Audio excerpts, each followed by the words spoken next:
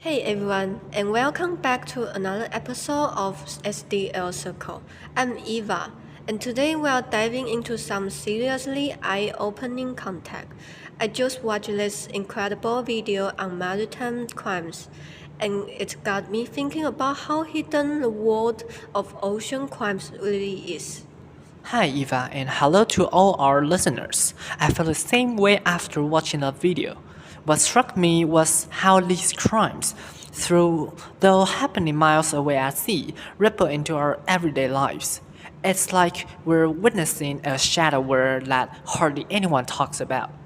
Exactly. One part that really hit home was when the speaker mentioned a chart by Dyhia Belhabib.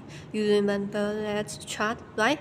It showed a dramatic surge in the use of small fishing vessels for drug trafficking. It was not just about a subtle nudge. It proved that these vessels have nearly tripled in recent years. That really underscored the urgency to tackle illicit trafficking head-on. Absolutely, Eva. Belhabib's chart was a real wake-up call. By leveraging data, she illustrated just how these modest-sized vessels have become major conduits for smuggling operations. It makes it clear that if we don't act now, the ocean could become an even darker playground for criminal networks. And speaking of taking action, let's talk about the Hava AI system that was featured in the video. The creator behind Hava are using artificial intelligence to monitor maritime activity in ways that were impossible before. I was really curious about its potential. What did you think about its overall effectiveness? The Hava AI system is a game changer in many respects.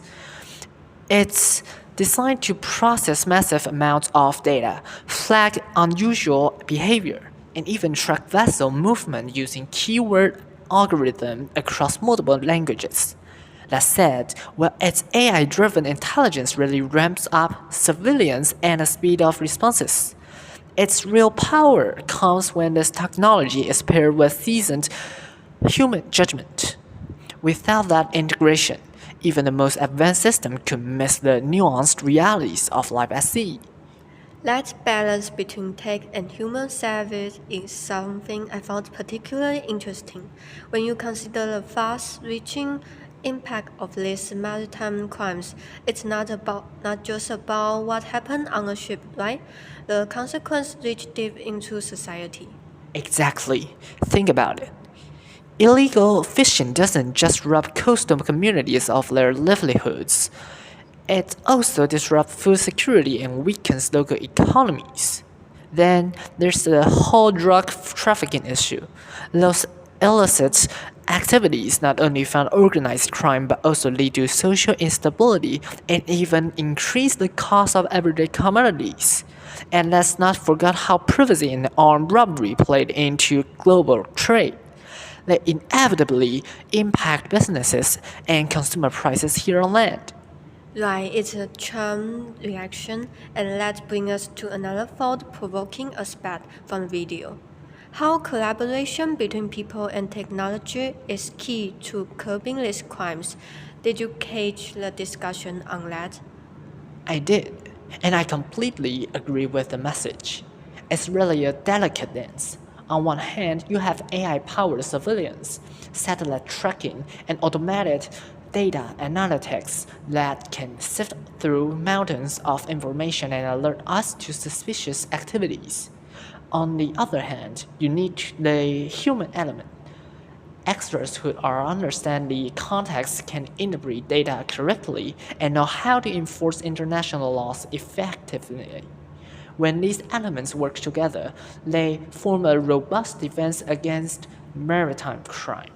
It's fascinating to see how both technological innovation and human intuition must coexist for a successful strategy. The video made it clear that while data can guide us, the lived experience and insights that people bring in are irreplaceable. Without that, it's like having half the picture. Exactly, Eva. The future of maritime security relies on less energy. We can deploy the smartest systems, but if they don't mesh with human oversight, we risk misinterpreting complex situations or even overlooking emerging threats. It's a dynamic interplay, a true partnership where one enhances the other. I love that perspective. The video really broadened our understanding of the scope and impact of maritime crimes and the solution we can implement. It's clear that there is no one-size-fits-all solution. It's about continuously collaboration. Absolutely. And this discussion doesn't just apply to ocean security alone. It's a call for a broader approach to crime fighting in an increasingly interconnected world. The principles here can be applied to many sectors where technology and human expertise must work in tandem. Well, that wraps up our deep dive for today. We hope this conversation sparks your curiosity and underlines how critical the issue of maritime crime is, not just for our oceans, but for our communities as well. Thanks for tuning in to SDL Circle. Stay curious, stay engaged, and we'll see you in the next episode as we continue to explore the intersection of technology, crime, and society. Take care, everyone.